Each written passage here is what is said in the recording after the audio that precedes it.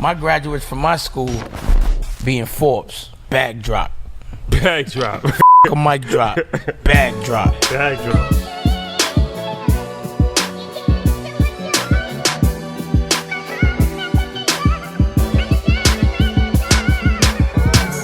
All right, guys, welcome back. EYL, this is an episode that I'm excited about. So I heard about these guys probably last year and before the pandemic, I believe. And it was an interesting story. And we was in communication because we had an event in Philly and we was planning on linking up at the event. And the event had to get shut down 2 days before the event because of Corona. You know what's the crazy part of the story? Damon John was in town, and we were kind of using that as a barometer. And they went to see Damon John to meet him, and they were like, "I don't know if we're gonna be able to do this, guys." Yeah.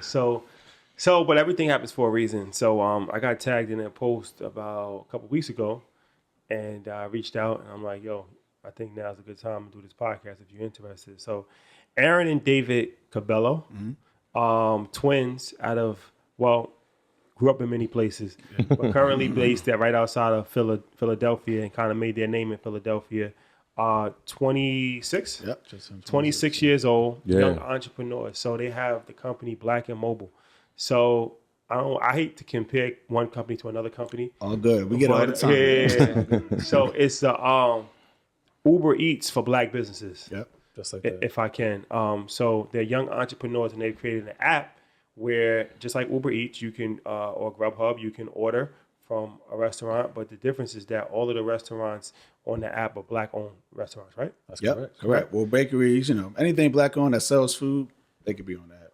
So they've scaled it to they're in Atlanta, they're in Baltimore, and they're in Philadelphia, and they're about to come to Brooklyn, New York. Yeah. August. Yeah. New York, it's our turn. They have 100 restaurants in the system. They're looking to grow it. And it's an interesting story about entrepreneurship. They had to go through Corona. They had to deal with tech issues. They had to build the platform, delivery drivers, all of that stuff. So now they have a thriving business. I believe over $500,000 in revenue last year. Yep. So congratulations on that. Appreciate that. Don't sneeze at that. Yeah. So this is right up our alley, man. So first and foremost, congratulations. Thank you for joining us. Sure. Thanks for having us. Appreciate you. It's a pleasure. This is a first. First time we had brothers on. And twins. Twins. Oh, yeah, oh no, wait, the Dowling twins. Oh yeah. That's cool though. In a second. So all right, let's jump into this. So this is an interesting idea, right? So how did you think about, because a lot of times people think about like starting a business and it's something that nobody has ever done before, but that doesn't necessarily the only way to start a business. You can start a business that's already in business and just add your own little tweak to it. So that's kind of what you guys did. Honestly, I had no idea of saying I want to be the first to do this. I wasn't trying to do that. I was just trying to help Black people. We literally dropped out of college to go help our people. It's like whatever we can do. We had an awakening in college. I teach him business. He taught me the enlightenment, so he taught me and that's why we work together. So we learned that. We dropped out and really it was to help black businesses any way we could. So we started working at a Black business. What we found is that, we had to get a side job. It wasn't enough. So we started delivering for Postmates and then Uber Eats and then Caviar. And while delivering for these companies, we're trying to look for Black-owned restaurants to support and eat. We knew about 5 of them, but there got to be more than 5 Black-owned restaurants in there. And then when we're on Uber Eats and stuff, we're not picking up from any Black-owned restaurants. There's very few, because we're in Center City. So I'm like, there got to be a way to find more Black-owned restaurants. So that's when I came up. When I'm making $1,100 in a week on 30 hours of work, part-time delivering food on a bike, I'm like, if I can make this much money delivering food, how much could I make if I own this company and how much could I bring to our community and hire my own people? So that's where the idea came from. And then I'm like, and I can find Black-owned restaurants. So that's when it all sparked. And that's when I just literally began every day researching, I got to find more Black restaurants and I got to put this together myself. I taught myself Shopify. I designed my own website, designed my own app. Everything was to really just help connect Black people with our business, because that's the only way we're going to survive. Yeah, I don't want to discount something that you just said. You were doing this on a bike. Yeah. 2 wheels. Yeah. So a lot of times people make excuses. I don't have a car. I can't do it. Where did this level of determination come from? Honestly, we were just excited. You can deliver food on a bike? I'm sorry. You can deliver. You can deliver food on the bike. We're athletic. We're fit. We're like, that's perfect for us. Like we'll fit right in, and it's very easy actually. And then you can upgrade to an electric bike, which I have now. So like it's levels to it. But we just always had a lot of energy. Like to this day, we're just energetic people. We like going down to Sandersville and seeing our people still working out there. Like they still doing like just farming and stuff like that. So I could see this? Sandersville, Georgia. Okay. Yeah, so like we went down there and we met our family for the first time, and like just seeing them still working, like I see that's where we get our hustle from. Our mom just a hustler. We had to. We were raised by a single parent, so we had to learn how to go make money. I got a little trouble back then, but it was all from hustling. Selling packs of gum, unfortunately stealing stuff, but stuff like that. But it was all because I had to get more. Like I wasn't content with where I was. So that's really all it was. Just determination is because we need to be in a better position in life, and we need to help our people be in a better position. That's really all it comes down to. And really, for me personally, it was looking someone who fails in the eyes, and you don't want to feel that. You don't want to see that. I'm sorry, David. Thanks, David. You don't want to see like just that feeling. Where I got to see that person. I don't want to experience that, and I don't want my son to ever see me like that either. So that was really that was the changing moment for me. Like just you can't fail. You have to keep going. So let's peel it back a little bit. I want to get the business model, but before that, so you had an awakening in college. Yeah. So all right, break this down. How old were you, and what made you really want to dive into Black empowerment? So, I first get to college. What college? Shippensburg University. Okay. I'm just kind of there because he convinced me to come. I really didn't want to go, but I'm there. I'm in geography class. I really love geography, maps, and just learning about the world. And for the first time in my life, I heard something positive about Africa. The way this white woman was just describing, there's so much resources, there's so much positive energy. It was the way she described it. It's just the littlest thing she said to me sparked my entire body. Like I never forget the moment. I'm just sitting there like, I can't believe this. I felt robbed. I felt cheated. That I've been to all these schools in my life and nobody taught me this. My mom, no one. It was hidden from me. So ever since that day, I went to my room. I just researched everything. I listened to new music. I just read books. I did everything I could to change myself because I felt like I was just so behind. And that energy that he had, like I wasn't like that. I was partying, I was drinking. I'm like, bro, what are you talking about, My brother. Yeah, I'm like, I'm not on that. But it eventually got to me because I've been a troubled kid my whole life. Like in and out of schools, getting expelled, held back, almost got kicked out of college. So when I'm seeing him, like, almost got kicked out of college this semester, I'm about to go over here with him and see what he talk about. So that's when it all started, where he was teaching me all this stuff. I'm like, I never knew about this. Like same thing. Our mom never taught us, our grandma, like no one ever taught us any of this stuff about Black empowerment. Like we knew, of course, everyone knows about racism, but it's more than racism and slavery. Like we contribute to so much more. So learning about all that, that's what really sparked the enlightenment in me. And we just kind of, from there, just changed ourselves, just from everything, from the food we want to eat to the music, to just respecting women more. I'm not saying we disrespected women, but you start to love women more and respecting your mom more about what they went through, and just everything changed about it. Yeah. So part of the enlightenment is that you said, "I'm out of here. We're dropping. We're leaving. done. We're leaving school." The day They have the Trump got Trump elected, we elected, left the next day. We were done. I mean, we knew he was going to win, but it was just more like, we see what this country Just is. So we confirmation. just got to go do what we have to do for our people.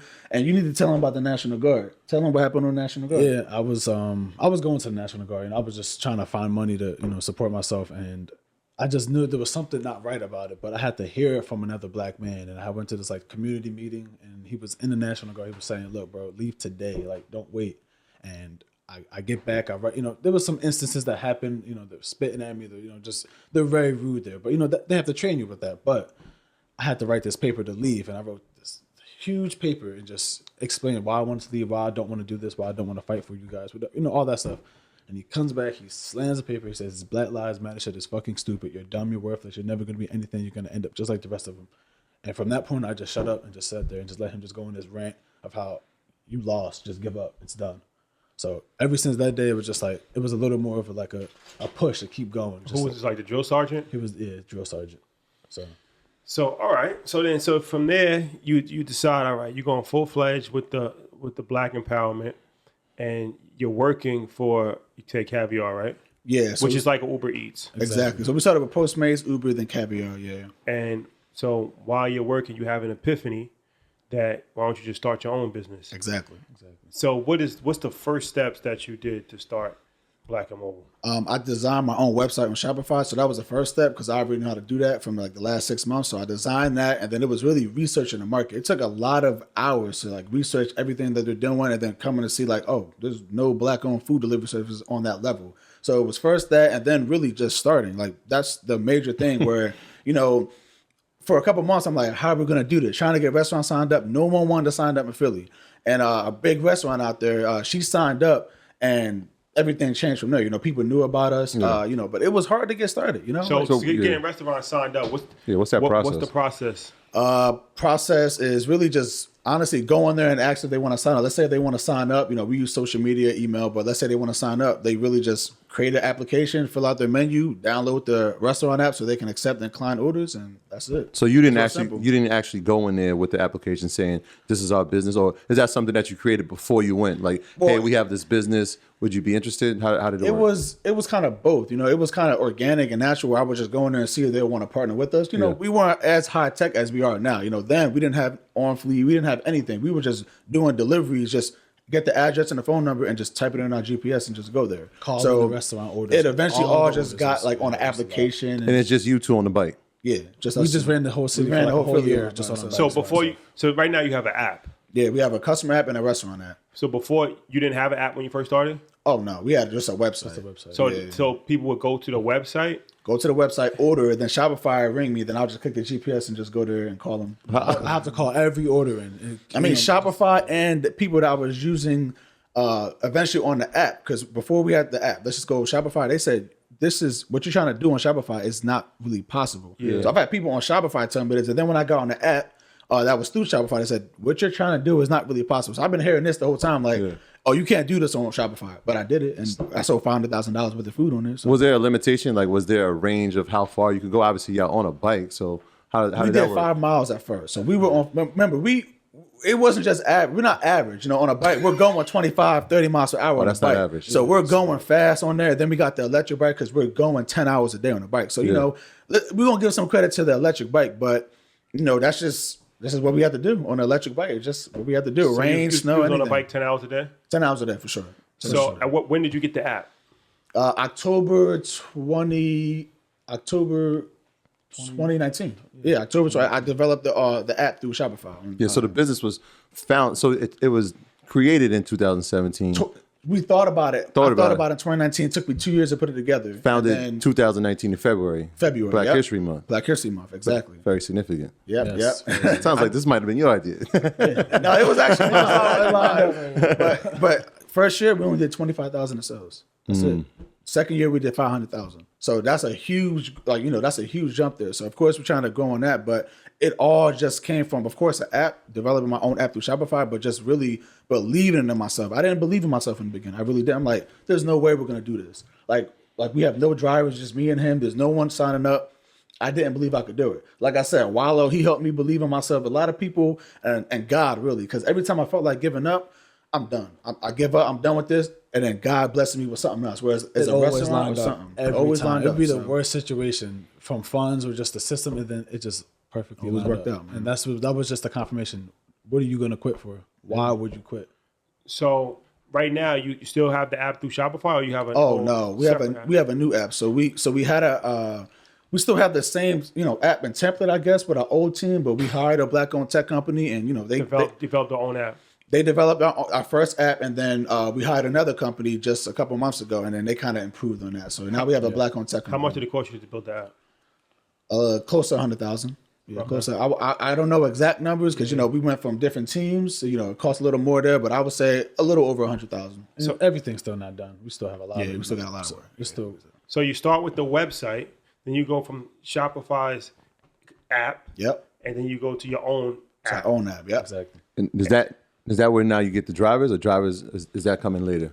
Well, drivers. So we started getting drivers, I would say, when we opened up the app in 2019. Like we had a few drivers then, but once we've seen orders were like going from 4,000 a month to like 20,000 like a month in sales. All right, we kind of got to get some drivers. So we just started literally going on Instagram saying we're hiring people, and people started applying. Literally, it was just organic. We didn't use Indeed. I just found out about Indeed 8 months ago that I could do it on there. So we just were on the gram, like we're hiring people. Here's how much you'll get paid, and that was it. Earners, what's going on? Traditional universities are outdated and don't teach you how to become an entrepreneur. They just teach you how to become an employee. You go to school for 4 years and you leave with nothing but debt. But here at EYL University, our curriculum is much different. Our university teaches you real world skills that you can use to gain financial freedom right away. In traditional universities, you learn from professors that have never did what they teach, and they teach you how to become an employee. At our university, we use instructors that are currently successful in a specific field that they teach, and they teach you how to become an entrepreneur. For a limited time only, you can join EYL University for 25% off of the annual membership. Learn about stocks, credit, real estate, crypto, and more. Go to EYLUniversity.com right now and sign up to become an earner. Don't wait, don't hesitate. Head over there now. So, and then you was explaining to me that a lot of the drivers work for other companies as well, right? I mean, we would assume so. We don't know, but I mean, some I know of them for do. sure some, but a lot of them dedicated their time to us because they believed in it too. A lot of the drivers that work for us, they actually like believe in the vision.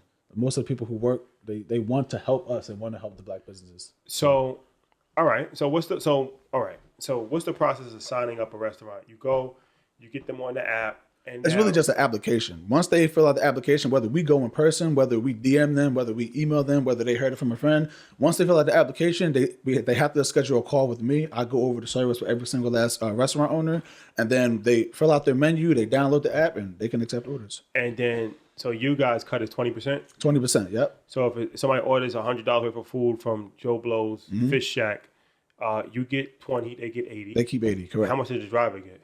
Well, it's not out of that cut. So the customer pays a delivery fee. So let's say, just out of our $100 just for the food, and let's say it's like a $6 delivery fee or something like that. Okay. They keep all that. The $6 goes to the driver. They just keep everything, the tip, they keep all that. So that was one of the sales points, right? I read that was like $20 an hour plus 100% of your tips. For sure. Which is that's not standard in that industry. I mean, they say it, but I mean, we've heard some scandals of, I ain't gonna say no company names, but we've heard some scandals of them taking tips. So we just make sure it's transparent where you keep 100% of your tips. You can get cash checks, because before we were only doing, you can only tip the driver in cash. That way, we can't even collect tips for you. You can only get it in cash. So that was a transparent way, but we have to upgrade the system where you can tip through your credit card or something like that. But we make sure it's as transparent as possible. The tips are for you. We don't take any tips. So you said at first it was hard to get restaurants. What was the hurdle? Why did they? They didn't know us. They didn't know us. We're young. We don't really have an app. At first we didn't even have an app, so it was like, we'll wait. We're going against Uber Eats, Grubhub, DoorDash, Postmates, Caviar. It's a list of them. All white or Asian owned. Literally, there's no black owned companies. So they're like, I'm gonna be honest here. Some black people don't want to work with black people. It's that simple. Like, some people don't think they're black. Some people don't want to work with black people. We got a bad stereotype, and that's just really what it is. We only work and we only go for the people and work with the people that want to work with us. We ain't gonna get everyone yet. We have to prove ourselves. I remember there was a restaurant and he would not sign up. We would go to his business. We would support his business. I mean, almost every day. We would eat there, never signed up. I gave up. I'm like, you know what? We're gonna just go to other restaurants and we're gonna just keep going. Literally, I'm walking down the street and I wasn't even gonna talk to him. I was just like, what's up, man? How you doing? And just keep pushing. He said, you're still doing Black and Mobile? I'm like, yeah. He said, all right, I'm signing up now. So some people just want to see that you're gonna keep going. And that was it. We're gonna keep going whether you sign up or not. Was that part of the marketing strategy? Like, I'm going to go to these restaurants, patron there, and if they see me enough. For me personally, some of them, if there's specific restaurants that I like, but really just go in there and just try to talk to them and show them it's a good business there. That's really what we just try to do. No, that's not what he's saying is. No, do we try to patronize them to like? Just for them to get on. Yeah. Some of them, there's some restaurants that I've done that with. Like, yeah, I like this place. I'm gonna try to show face. Yeah, I mean, most of the time I'm just going there to eat. Honestly, I love food anyway, so I'm just going there to try the food, and then if I really like it, of course, I'll try it then. But I just go there. That's one of the best parts about the business: is going to try new foods, new cities. Yeah. I think that satisfies me the most. So, what's the marketing plan to get your name out there and to make people aware that you actually have a company that does this? I really wasn't a plan. I can honestly say that I had to teach myself business as well. So it wasn't a plan like, oh, let's just do this and that. It was more of like, we just kind of did what we had to do. And like I said, we had a restaurant and they were very popular in Philadelphia and they kind of did the marketing for us. What's the name of the restaurant? Country Cooking. So she don't really like me saying her name, but Country Cooking, she's the one who kind of put us on in Philly. And from there, it was like people just kind of heard about it. So it wasn't like me marketing and trying to get known. We were just doing the work. And people seeing that we were doing the work, the news channels came, and every time we went to a new city, so it was kind of just organic word of mouth. Like you should, like someone tagged y'all on a post, they've been tagging y'all for a while. You know what I mean? That's just literally how it happened. Where people would just tag, oh, check out this company, and it's just kind of how it was. Then the social media, talk about that. Because how many Instagram followers do you have right now? 100,000. Yeah. So what was how did you grow the social media following? Like I said, it was a lot of word of mouth, but a lot of news articles, a lot of news channels. Like they kind of picked up the story, like People Magazine, for example. They picked it up off of another magazine, and I never even talked to them. So it was really just like the word spreading, where it was like we get on the shade room, and then the shade room spreads, and Ray J calls me, and then like stuff like that, where it's like people hear about you, and then it just kind of spreads from there. So you got two of y'all together, obviously. So this is sort of a family business, but is everybody? Are there more people a part of this team? Yeah, so we have our mom, and we have Alicia. She's a business partner as well. So it's just us four. Yeah, it's us four right now. So y'all started a business in 2019. Yep. For sure. 2020 was a year like we've never seen before. I want to talk about the impact that COVID had on your business, because I know it changed a lot of businesses, but some for the negative and obviously some for the positive. I think y'all were on the positive end. You want to talk about that? We were on both sides, but okay, good. When COVID first happened and they announced that it was delivery only, we just were so happy because we knew this was our shot. Oh, I'm sorry. This was our chance to just show the business that we're partnered with that we're going to execute. And then we got a lot of new businesses that just kind of had no other option. So our sales just increased, like they tripled. Like within the first 3 months, they just tripled. And then finding those drivers, we had drivers for a period of time, but that was also the problem because we have such a demand, and then we're calling orders in a period of time. We had to order for a year and a half. We had to literally shut down for like a few days because we just couldn't do it. It was too many orders. I'm calling every order, and we had to find an alternative, a new system that will automate everything to take less stress. And then like it wasn't just COVID though. Like we've had pros was all right, we're making more money, but the negative stuff is restaurants are closing. So we got restaurants closing, we got drivers don't want to work, we got customers who don't want to order. Exactly. It was a lot of things where we honestly we sold actually $1 million in sales, but a lot of it was like refunds and people and tech issues. Like we refunded a lot of money, so it was like pros and cons of it. And then even with, I'm not going to say because of the Black Lives Matter movement, but let's just say because of unfortunately when we get murdered, our people and other people like to support Black business more, and that's not how it should be.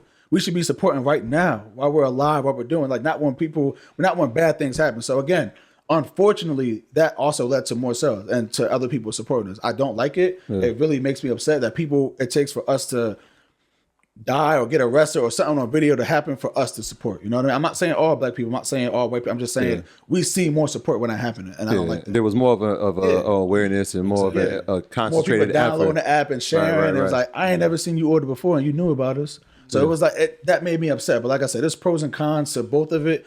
But COVID definitely has been more of a blessing. We only try to focus on the positive stuff. So we went through our challenges, but COVID definitely helped our business and just getting us, more known. It definitely made us known. It like put us on the map. Yeah, put us on the map.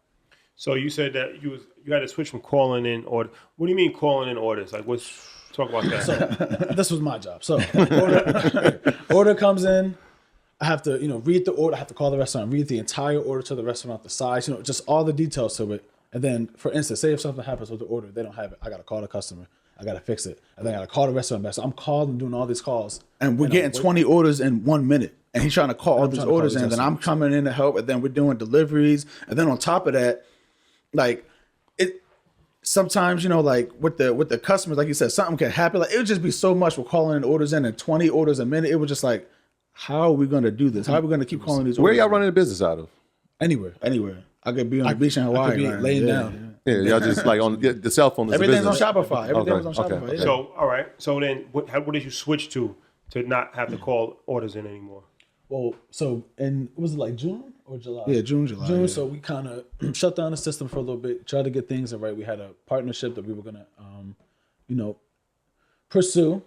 Things didn't work out too well, but they got the basics for us. Yeah, the development team basically they started the system. The process. Honestly, from there, it really went downhill for us. We were making like a lot of money, and then soon as we were about to expand to Atlanta, literally 10 hours before we went to Atlanta, they said we need more time. The system's not going to be done.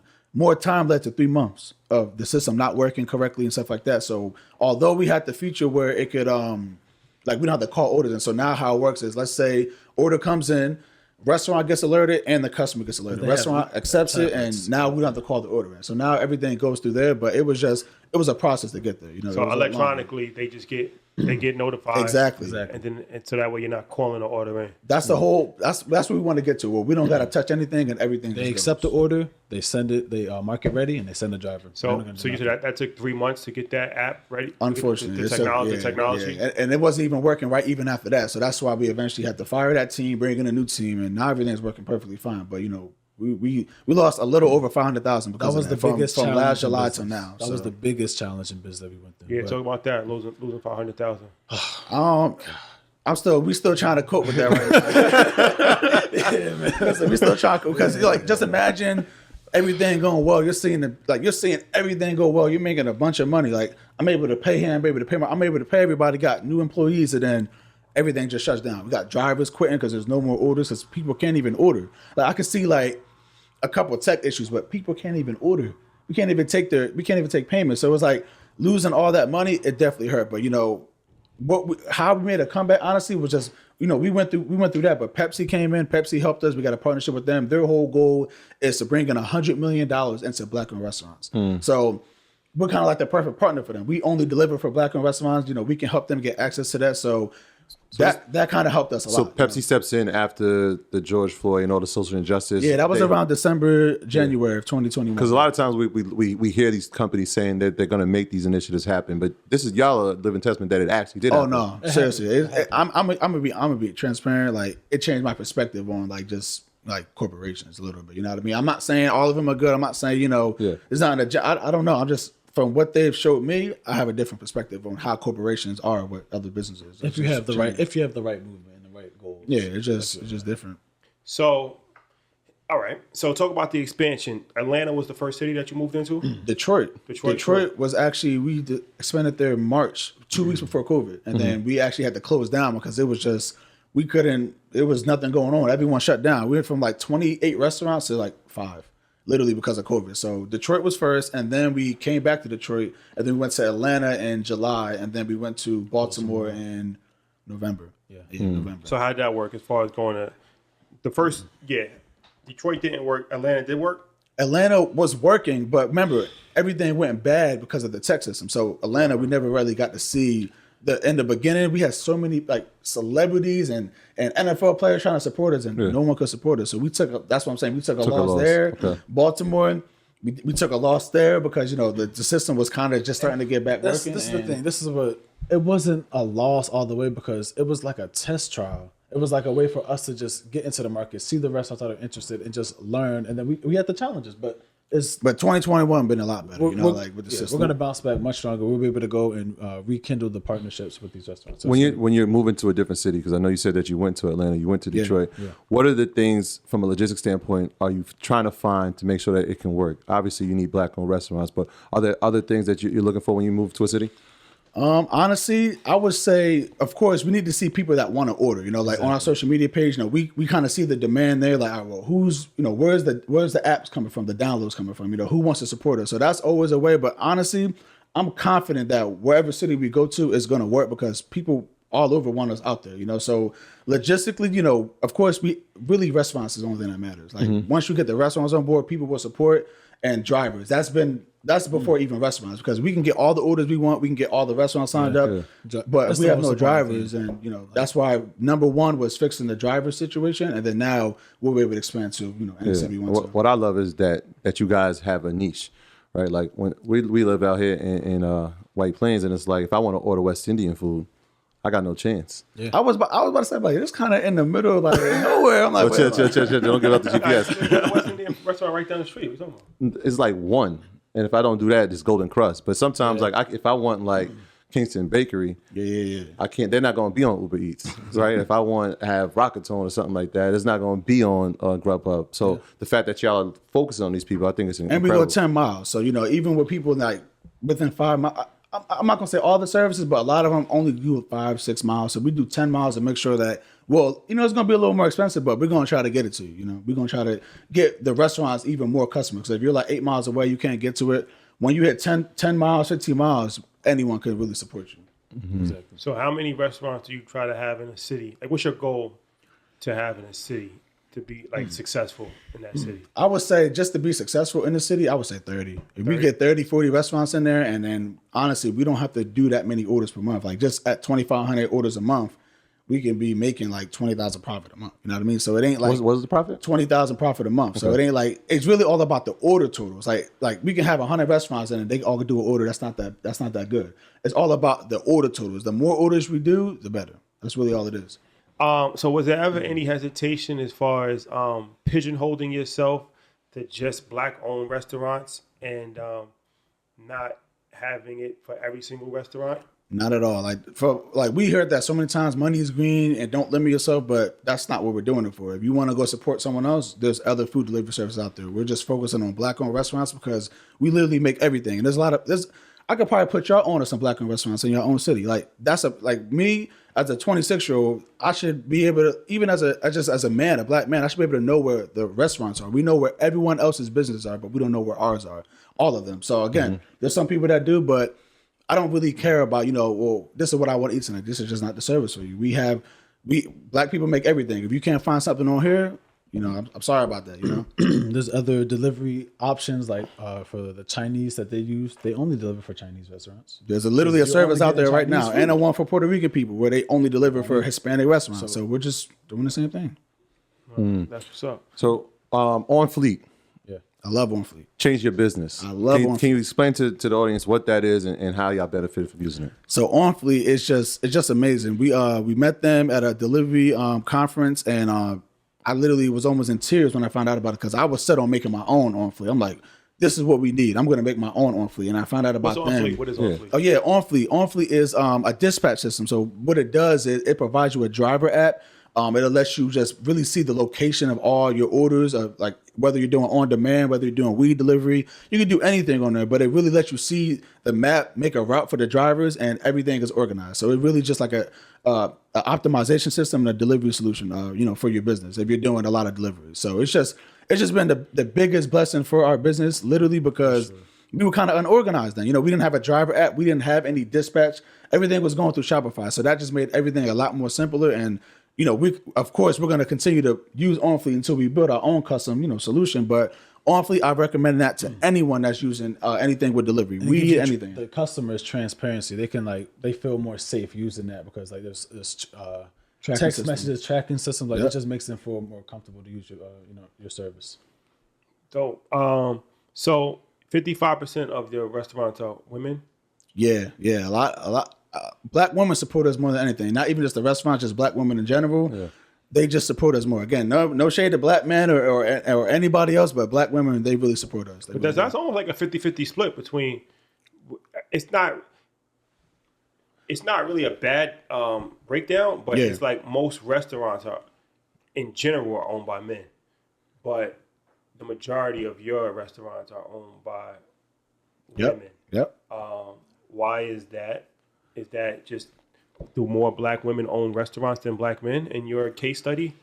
I don't know, because again, there's some restaurants where it's like they're joint co-founders, so you could say they're men and women. So again, from what I've seen and what I've asked around of who was a Black woman owned, some of them were co-founders with with their husband and stuff like that. But from what I've seen from who we partner with, most of them were Black women. So when I'm putting in my application, I'm sure there's been times when you guys have denied applications or said, this isn't a restaurant that fits our business.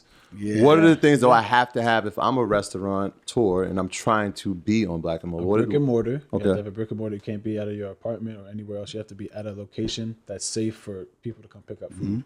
That's number one. And of course, you got to claim that you're Black again, because you could be Hispanic, you could be Black, you could be whatever. But if you claim that you're Black, how do you determine if somebody's Black or not? Well, we let them determine that. I can't determine if you're Black or not. That's not my job. If you say you're Black, you're Black. Okay. If you claim that you're, how do you? Because it could be a white restaurant that's. Oh no. We meet the restaurants and we meet the owner. Yeah, we meet the owners. We meet with them. We go there. We put the sticker up. We take pictures with them. So we always meet them. But honestly, most of the time, if they're white, they're just DM me like, "Can I sign up? I'm white. I'm Asian." So they're just kind of like, "Well, can I do this?" Black people, they usually just kind of sign up because of course, they know they're Black. But if they're not Black, they usually ask me if they can sign up for it. So that's usually how I'm able to. You tell them no, you can't. Unfortunately, I say at this time. Yeah. But this is an interesting question. Black is a very complicated word. Yeah. because who's really black? It can be taken a lot of different terms.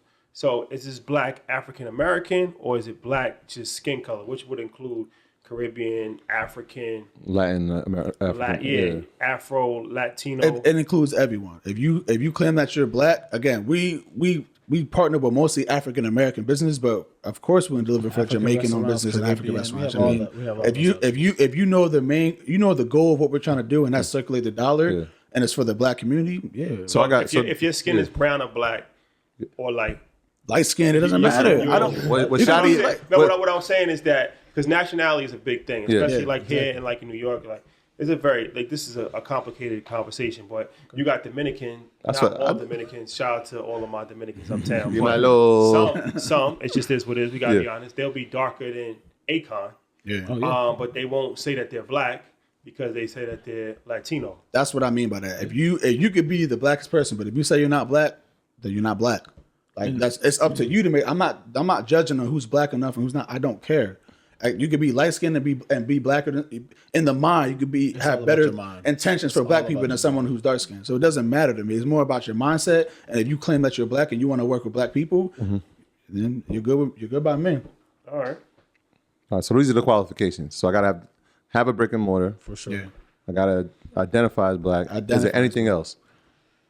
No. That's really so. We're not doing ghost kitchens, right? No, we do ghost kitchens. You just gotta have you gotta have some kitchen, like you gotta have a kitchen, industrial kitchen, exactly where you're actually certified and stuff like that. We can't pick up from your home. We can't pick up from anywhere like a pop up. It has to be where it's somewhere legit where other people are operating out of as well. So it could be not a restaurant but a kitchen. Yeah, for sure. An industrial. Yeah, a bar like the bar could be selling its drinks and we can go in there and pick up the food. Because the ghost kitchen, shout out to Nacho. Y'all know him, Nacho Banger.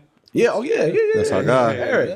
That's our boy. That's our guy. Out of Baltimore. So, is he signed up with your thing? Not yet. He's we gotta make a call. Nacho, we gotta make that call. Nacho's favorite line is, you know what it is?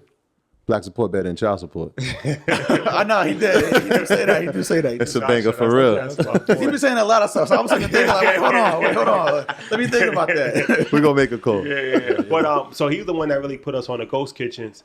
And it's one of these things that really took off during the pandemic because a lot of times people don't have enough resources to have their full restaurant. Oh, yeah. Exactly. But, you can have an industrial kitchen. Ghost kitchen's huge. It's huge. They're very convenient, too. They're very easy. Like we have a few ghost kitchen partnerships that we have. Look, just watch out because we're going to do something like that. Of course, we're going to do it for black restaurants. We got to create more black-owned restaurants. So I've already been thinking about doing something like that. We're going to have the infrastructure, the technology to partner with one of these companies. Of course, it won't be Tri Otter. That's the ex-owner of Uber Eats. He owns that, but we'll partner with someone else that does it, and we'll be able to do the same thing. What's Tri Otter? Tri Otter is what it does is it consolidates all of the delivery platforms into one. So basically, if you got 5-6 tablets and you want to have it on one tablet, that's what it does for you. Okay. You can accept all the delivery orders on one tablet. So that's where a lot of the ghost kitchens use because the ex-owner of Uber, he kind of, he owned that company. He set it up that way where, they partner with Tri Otter. Yeah. I think he owns that too. And then, it's just really convenient. So you'll see Uber, Postmates, and you'll see Black and Mobile. Oh, yeah. And you can say that I'm 2 months. Yeah, 2 months you'll see Black and Mobile on Tri Otter. You'll see us on Square. And then about 3 to 4 months you'll see us on Toast and Charlie. Charlie is the same thing as Tri Otter, just, competition. So, okay. So, yeah. So what are your thoughts on the space moving forward? Because I feel like this is one of these things that's only going to get bigger and bigger because people used to always order from, if you think about it, it's very similar to Uber. Like before, you had to call a cab. Mm-hmm. Yeah. And nobody called cabs anymore. Everybody just called Ubers or Lyft. Yep, Lyft. And before, you called the delivery. Like you get like those pamphlets. Yep. And you call like call pizza. the number and all that stuff. Like, you know what I mean? Like you call. But Pizza's been huge for years. In the 80s, 70s, it's been huge. So. Yeah, but now nobody does that. Everybody's just Uber Eats, Grubhub, Black and Mobile. So you feel this is just going to continue to get bigger and bigger? And what's the next evolution? I mean, from what we've seen, it's only been getting bigger and bigger. From 25,000 to 500,000, our goal is to at least hit 1 million this year. So I don't see food delivery going anywhere. Like Aaron was saying, we can go into different markets. So we can go into clothing. We can go into grocery. We can do all that stuff. But it's first mastering the food delivery and getting the system down right and then expanding from there. Yes. But, I don't see this industry going anywhere. Like you said, it's only growing and people are not going outside as much. And I'm the type of person where I'd rather order delivery than go out. Delivery is the biggest thing in the world right now. Everything is delivered. And everything. It's convenient. It's so convenient to just be at home and just get everything delivered to you. It doesn't matter what it is. I don't see it going anywhere. Dope. So talk about, you said that you want to take this bigger than just food. For sure. Yeah. What's the vision with that? So we know food now, so we're comfortable with that. So we have to get that in order. But going to other markets won't be hard. We just have to have a mechanism to just protect ourselves and protect the customers and the restaurants from things being stolen, or not restaurants, the businesses from things being stolen. Just making sure that is safe. But Amazon delivers everything, so we can deliver everything. everything. Of course, we're not going to be, getting into things like Amazon. It'll really be like stuff that we can deliver, like I said, groceries and some clothing items. But I mean, why not? Why not deliver everything that we can? To have a black-owned, it's like Marketplace. the headquarters marketplace. for just get your Like partner with someone like We Buy Black. You know what I mean? I was gonna say, Oh yeah, I know Yeah, She Black. yeah, for sure. Yeah, we Shout out to was Shades, that's my again. guy. I don't know because I haven't asked for an update on the grocery store. But when it does happen, because I know it's going to happen. Yeah. Something like that where we can partner with, that's an ideal situation. But just being able to deliver everything, like partner with We Buy Black, for example, and delivering everything, that's ideal. Just being able to deliver And it'll everything. be all black businesses. All black businesses. And y'all got the app. Obviously, it's a brand, and now you got into the merchandising as well. And so, is that something? Because I know that you guys have started designing the shirts and everything. Oh, Is that something yeah. that like we're trying I started to do? off small, really. We wasn't really trying to sell it to nobody. We was just doing it because we brand, wanted to wear it. brand, We yeah, had brand. to get our own identity. So we just started, getting a logo together, and we put our own thing together. But we sell shirts now. Not as much as we don't really promote that we're selling shirts and bags. Like it's really for the drivers. That's kind of who we promote it to more. But we got some merchandise. How is funding? Have you guys self-funded all this yourself? Yeah, self-funded. So we've had some loans, some Shopify. Shopify does like the Shopify yeah, business Capital. loan. Yeah. So we've done that. Talk We've about that. People might not know what that is. Yeah, Shopify. Listen, I love Shopify. Before On Fleet, that is the number one saver of the business. That's the reason why I'm here, because I taught myself Shopify by reading the Help Center. I went to the Help Center and said, I don't know how to design a website. I don't know anything about e-commerce, but I'm going to learn it. So anyone that's getting e-commerce, Wix and all that stuff, it's all cool. But if you really want to do some real stuff, use Shopify. That's just what I recommend. Of course, this Square, but Shopify is it's just beautiful. You can make an app on there. You can teach yourself everything. Everything is just organized with the orders. So I definitely recommend Shopify to anyone that is trying to start a business because it's just beautiful. Do you remember the initial loan you had to take out to start the business? I didn't take any loan out. I started everything with my was- own money. Oh, all money. Okay. Yeah, I was delivering food just for caviar, and I started it that way. Yeah, Shopify, once you reach a certain threshold income, then they'll give you a loan. Exactly. Loan, Yeah. right, So they right. give you a loan. You could pay 12, 13, 15, 17%. And that's literally what I did. It went from 5,000 to 10,000 to 60,000. So it just kept growing from there. Of course, you got to pay it back. Right. And take it out of your daily sales. But I mean, when you're making money, it's coming in. us a lot to help. just to survive. It helped us a lot. Definitely. But what'd you do with the capital? Just hiring new drivers? Well, no. Well, you're not really hiring drivers because they're getting paid commission, right? So it's not like No, drivers don't get paid commission. So we use it to do marketing, but it was mostly towards app development. So that's what we use most of the money for because, they need the money up front. So that's kind of what we use, literally more than half of the money. Honestly, the business bills was rack up the most. To get started in the business, it was $30 to get on Shopify.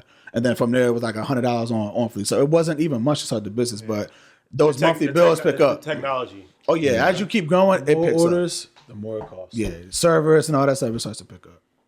So, okay. Are you planning on expanding your team, not the drivers, but the actual business team? The two positions I want to expand on is definitely email marketing because I'm not the best at designing stuff. I'm an entrepreneur, but I had to teach myself email marketing. We got 70,000 emails and I don't know what to do because I'm not good at email marketing. So definitely that, some ads like Google ads, Facebook ads. I would say someone that knows that. And as of now, those are the only two positions that I would see that we would need because I'll do everything else myself. I got my brother and my mom. So, we do it all ourselves, but eventually, It's good to get out of doing it yourself, though. Oh yeah, for sure. That's why we're You doing don't the want- automation with the driver, so we don't have to do that no more. Literally anything we're ordering, we want to take care of. But I still want to be hands on the business just for a couple more years, maybe until we're in our 5th year, and then kind of delegate it. Just to make sure that we're going where we need to be. So you got Philly, you got Atlanta, and New York is on the way. Yep. Expansion is here. You said before you weren't ready for New York. We weren't Can ready you at explain to the people why? I'm a type of person where I'd rather not do business at all and then do bad business. So I knew that if we try to go to New York and just rush it, and I'm impatient. You know, I'm Aaron always told me I'm energetic. I'll make a wrong decision because I'm so hyped to do it. Like I know I can do it, and then when I fail, I'm like shit. You know what I mean? So, Yeah, you was right, bro. Told you. yeah, you was right, bro. So I was like, I knew from the rip, we're not ready for New York. It's too much. You know, like what's going on with the drivers. There's different regulations here. Like definitely for bike drivers, you have to have a license plate. Some of them, like there's just a lot of regulations here, crossing the bridges and all that. And I want to make sure we don't mess up New York. Like going through challenges and going through all the little mess ups that you're going to go through in business. We got to learn so much. Now, when we go to New York, we're going to be ready. Now, when we go to LA, wherever we go, we know we're going to be ready because we know what to do to succeed. So we just wanted to make sure with a city like that. And that's why I told you we didn't fail in Atlanta or Baltimore. It was a test trial, but we could have done it just a little different. But we don't know what challenges so, you know, like that are going to happen. we just know that New York just now, of course, now we're ready now, but drivers is the main thing. You know, having drivers, like I said, restaurants are going to sign up. New York has already been showing love. We probably already got like 10 people to sign up already. So New York has been showing love, but drivers is what's like, if we get all them orders, who's going to do it? Right. And we're not going to be out here on our bikes running 4 cities, you know what I mean? So it's like, we can't do it. Y'all still on the bike? He rides it more than me. The bike is here? Oh, my bike's outside. Yeah, outside. We're going to be about to go do a bike ride right now. I take my son on my bike. I do it. Bike is my lifestyle. I love it. So I gained a little weight. I stopped on the bike. I gained a little weight. So I didn't even know that. So when you go to different cities, you gotta. So New York, you need a license plate. What are some regulations? If you have a fast bike, though, like Aaron's bike goes 32 miles per hour. So you need to. You just have to have you have to go to the state or something. I forget exactly what it was, but I know for the other services they make you do that. Or you can't deliver in New York. Yeah, so that was one of the things we have to consider that for drivers. And then just the bridges and just it's a different market out here. It's a much Atlanta's spread out. You need a car out there. Out here, you don't want to be in a car out here. You know, you want to be on a bike and kind of short distance stuff like that. So it's just a lot different. So Brooklyn, why Brooklyn? Why is Brooklyn the first target in New York? I think they have the most restaurants. Yeah, from what I've seen, they have the most black-owned restaurants. You know, we're gonna go everywhere. We'll go to Harlem. We'll go to Queens. You know, everything's kind of near. But Brooklyn is just a lot of people want us to come out there. You know, we know Eat Okra. I know y'all probably heard of them. Eat Okra, the directory. So I know he's out in Brooklyn. He's based out there. You know, he has a lot of restaurants. So it's just gonna be easy for us to find the restaurants and partner with them. So and you just doing it cold calling. I'm about to go literally after this, showing up, and we're gonna hand them a flyer, introduce ourselves, and we're gonna go back next week, and we're gonna do the same thing. And whether we ignore them, whether they love us or not, you're gonna hear us on the DM, or Mom's gonna DM you. We're gonna email you, and we're gonna show up about 4 times, and that's just what we're gonna do. Yeah, make sure you go to BK9. Tell them we sent you. BK9. Yeah. Going there today, actually. I bet. Are you? Yeah, I think it's on my route. Yeah. It's one of our sweet spots. Yeah. That's how people. So wait, what's your favorite besides BK? What's your favorite black-owned restaurant? Like, what type of food do y'all like? My favorite black-owned is the Grill Lounge. The Grill Lounge. I was gonna go there last time. Yeah, love the Grill Lounge and BK9 is always. Favorite in Brooklyn or your favorite period? In New York. Let's just say New York. I gotta go to BK9. That's all. They show us love, so we gotta support who supports us. So y'all think that we're gonna help y'all find new restaurants? Absolutely. All right, absolutely. No doubt about it. Shout out to Lighthouse in Harlem. Get your crab fries. Get the lobster fries. Lobster fries. That's gonna be the best thing is putting y'all on the restaurants in your own city. Yeah. We're not from here. And shout out to Gold Star. They all have similar. The ones I said was all West Indian. So Gold Star, 219 from White Plains. Honestly, we go for more of the vegan ones. We go for a lot of vegan restaurants. What's Greedy Vegan? That's a good one. That's one of the best. I love it. There was one more, but she's not out here. She's in Atlanta now. It was Bad Girl Vegan. I don't know if you heard of her. But I just had some vegan food in Atlanta. Oh man. Shout out to my man Best place Neo. to get black-owned vegan food. Atlanta is the best. Where'd you go? I'm trying to think. My man Neo put me on to it. I forgot the name of it, but it was. What kind of food did they sell? It was like one of these things where it was like hamburgers and chili dog, fish, like the vegan, like all vegan. It's all vegan. Listen, I think y'all connected with Slutty Vegan too, right? So we connected with them initially, him and Big Days, but it kind of didn't work out the best. So we kind of just, Okay. ways on that, Yeah, but I'm not. It's always good to know about new restaurants. I like to go out to eat a lot, so I'm always asking people get different suggestions. I just went to a restaurant in Harlem. I forgot the name of it. That was it's a black-owned French restaurant. Wow. I gotta know the name of that. Yeah, so I'm gonna look it up for you. I'll let y'all know that. But, the thing that's unique about Black and Mobile is we find restaurants that, again, no shade to any directory out there, but the thing is we're on the streets. We're not just using the internet. We go through like we'll be driving to a restaurant. We'll see like, oh, they just open, or like we find new restaurants. So our list is like we have a huge list in Philly and everywhere we go because we go through the streets and find the new restaurants. We always got restaurants opening up all the time. Some may close, some may open, but you always find the unique ones because they're like smaller that no one knows about. So we're gonna put y'all on for sure. Watch. Nah, I'm looking forward. I'm always looking to it. So one question, Nacho Bang, one thing he said that was an issue for him was the drivers sometimes. Mm-hmm. Yeah, and they like. They might take too long. They don't show up. They take the food. Yeah, whatever. Yeah, Take the food. They don't show up. And he was like, ultimately, it comes back to the restaurant. It always does. Then ultimately, it comes back to the app also. So what have been some of your challenges? Have you had challenges with restaurants not... Because every time accepting the order? Well, not even that. Every time I order from Chipotle, I never get what I order for some reason.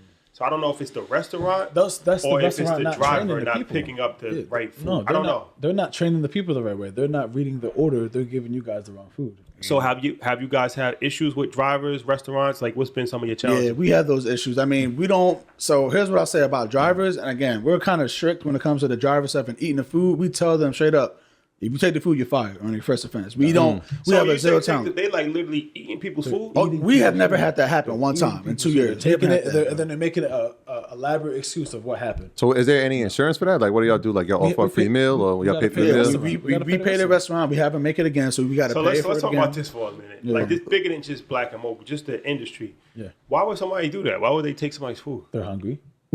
Yeah, First, They probably. hungry. They hungry. They don't want to do it's too far of a delivery, or they want to get back at the company. They think that they're getting at Uber Eats or DoorDash. That or Black a and lot Mobile. of the times is the reason.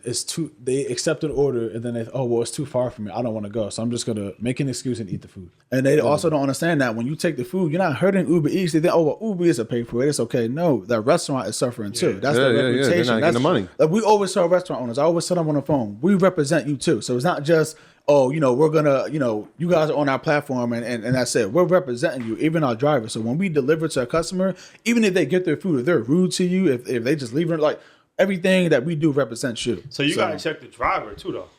Say it one more time. You got to check the driver to make Oh sure. well, we check the drivers. Like I said, we haven't had one person eat the food. Is there an interview process for the driver? I know y'all sit down with the restaurant owners. So we actually call every driver too. So we have we have a couple of people actually that call every driver, and it ain't a long interview. It ain't like, oh, we're asking you questions because it's food delivery. You know what I mean? Like, all right, do you have a car? Stuff like that, and background check. Make sure your background check is clean. Like 1 or 2 violations and you're done. Yeah, 1 or 2. Mind you, we make you pay for the food We can track if them we the whole have time. to. I'm literally watching the map, watching what you're doing. So any little sudden moves, I'm calling you. Like, where are you? What are you doing? Why is your So app off? again, we want to get away from that because we don't want to watch the screen all day. But like stuff like that, where let's say you're taking the food, we'll make you pay for it. You get terminated. It's just kind of. Oh, that's your pay. Yeah, that's your pay because Yeah. you're not gonna get paid for the order. You took the food and you ate it. Yeah. Now we've had issues where a driver literally she had to go because something happened at school with her daughter, and it was a fight and she had to go. We can't really penalize stuff like that, but she still had to pay for the food and she was willing to pay for the food. So stuff like that, we got to make sure we protect our company and and them. And anyone that doesn't want to do it, they just don't sign up because we put all the rules out there. It ain't like a hidden thing. We're like, oh, we're gonna take your money now. So we put it in the agreement when you sign, and when you sign up, these are our rules. It hasn't happened often, no, not much. What about if it's a Black-owned franchisee owner, like somebody owns 10 McDonald's? Yeah. They're Black. Does that qualify? Yeah, for sure. We love that. Yeah, we love that. And that's how I feel about that. Like, there's certain restaurants that we can do it with, but I would prefer not to because I kind of am what you're selling too. Sometimes I don't want you. I really don't want to. I don't want to promote McDonald's. I don't care if you own a McDonald's. I don't want to sell that to people. I don't want to give that to people. That's how I feel. But business is business. I'm on the other side, man. We ain't doing all that. We know there's 20 orders coming from McDonald's on a Friday night. If you got 10 McDonald's and you want to sign up and you're Black, you can definitely sign up with me. Now, the unfortunate thing is a lot of our restaurants, we don't really have chains. We're not like a McDonald's. Like you don't see too many of that. But that's a benefit for us because when we sign restaurants up, you're not competing against McDonald's and Popeyes, all these people that are going off what we did and then selling it and stuff like that. You're going against other Black-owned restaurants, but we try to make a non-competitive thing where it's like you're selling your thing, even if y'all selling soul food, y'all make it y'all way and that's it. Because we have some restaurants who act like it's a competition. It's like, this is not a competition. We're all circling our dollar. Like for example, there may be a big restaurant and they got a lot of traffic, but someone may come looking for that restaurant and find another smaller restaurant, and that menu looks better to them. And it's close. Like that's how it all works. Where everyone's connected and everyone's getting support, whether that's through traffic or actual dollars. Did you ever think about taking equity in some of these startup restaurants? Right, because if they're starting up and they're coming off of your name, and you support them, no, we want you to come up. So I don't really people try to do that to me and I ain't let them, but I want you to come out. Like I literally we helped a restaurant from Baltimore. They were from Baltimore. They moved to Philly. Yeah. No followers. No one knew them or anything like that. But they were big in Baltimore. They got over 10,000 followers now. Like they thank us for helping them get traffic. Like when they open for 3 days out of the week, they're busy every day. So we want to see that because in return, again, some of the nicest people I met, but they don't even want to accept our money there. Like they just you eat for free, and we don't want to do that. We still support, but it's like, I like seeing businesses come up. That's what we should be doing. That's why, like I said, I want to open up a ghost kitchen situation where we're helping create new Black-owned businesses. That is the way for us to get out of what we're in. At the end of the day, it all comes down to economics. We're in survival, and the only way for us to do that is, of course, patronizing our businesses, but economics. That's going to be the side of everything. 100%. E40 has a Filipino restaurant. You would think that would be kind of weird. That's unique. Yeah. So what's the thing that, are there any restaurant on your platform that you wouldn't expect a Black person to own? Yeah, Japanese store. It was one in Detroit where they were like selling hibachi, and I'm like, here was the crazy thing to me. There was no Black people in there working almost. Like none of the chefs were like, it was like, y'all really doing it? Like y'all ain't got, they had Black people working for them, but it was like the chefs. It was just like, it looked like a Japanese store. You would not know it was Black owned. So that is impressive. The one they were on the platform before, but they're waiting on the integration with Square and Toast. The Better Box, they're Black owned. They sell all Chinese food, amazing, stuff like that. Where it's like, it's just we can make everything. I went to a Chinese vegan restaurant in Manhattan. It was pretty amazing. Listen, anything vegan is amazing. I love vegan food. And when you just said that, I thought about this cupcake spot I went to. It was in Scarsdale, New York, so it's an affluent white neighborhood. Okay. And when you go in, it's like white teenagers working there. Yeah. And then I went to Bloomingdale's and they had these taste testers. I'm like, what is this? They were like small cakes. I'm like, who owns this? I want to get a kid an internship. And it was a Black man and a woman. They're like, that's our shop. We own it. Yo. And I was like, oh, that's amazing. I need an internship here. That French Black-owned restaurant, I really want to know about that. I'm going to let you know the name of it. And a major thing, it's cool. Like I always say, there's multiple ways to support Black business. Everyone knows, you can spend your dollar with them. You can share them on social media, all that stuff. The best way to support a Black business is working for them. We work for everyone else, but we don't put that same energy. I'm not saying all of us, but we don't put that same energy into working for other Black people. That's the number one way. And I'm not just saying that because we need drivers. I'm saying that because I'm seeing restaurants go out of business and having a worker shortage and all that stuff. Like they're hiring all the time. It's like, we gotta work for our business. Is that something? We gotta work for them. If we're not gonna support them and patronize them, working for them, whatever we can do, but that's just how we have to, just win economically. Are there any, shout out to Derek Falcon, another restaurant owner from Baltimore. He said that his formula is 7 items on a menu because you don't want to have too many items. So from your perspective, what separates the restaurants that are successful, the restaurants that's not successful? I actually agree with that. Like if you're selling 150 items, I'm not looking through that menu. I'm going through what I know normally, and I'm gonna just get that. So I agree that at the shorter the menu, 7 is a little low, but again, it works for some people. If you make that really good, make it. So I think that what separates, and we're talking about food delivery, what separates the successful ones on Black and Mobile and the ones that don't do as well is really how much time they put into it. Like putting good images of the food.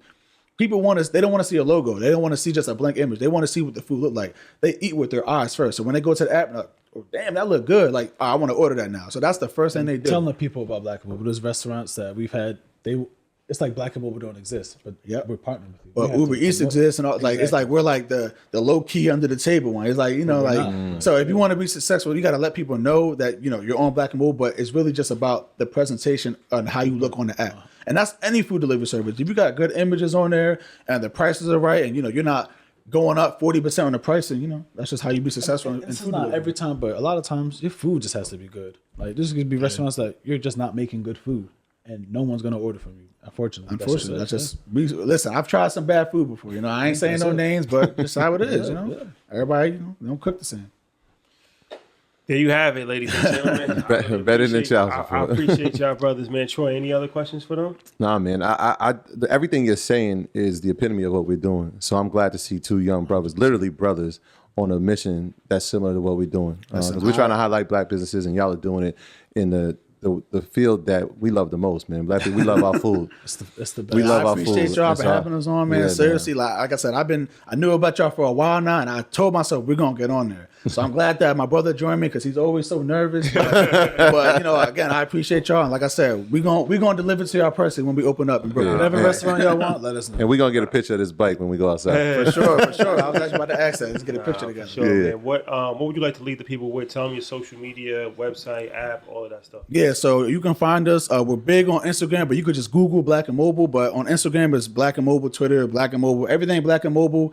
You could download the app to support. Like I said, we're coming to Brooklyn in August. Probably the first or second week of August. We'll be in LA this year. We'll be in Houston this year. The next year, I mean, we're going to be in at least 10 more cities. So just download the app and just, follow our journey. You know what? I do have one more.